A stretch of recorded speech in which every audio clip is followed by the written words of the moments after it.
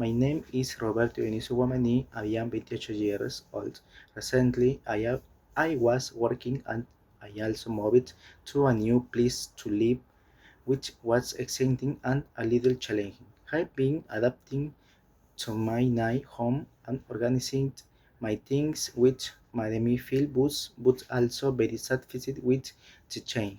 This semester, I am going to study harder and to participate more in my classes. I am going to complete all my exams on time and attend a workshop to improve my skills. I am also going to join a study group with my classmates. I am hope we can help each other understand difficulty topics.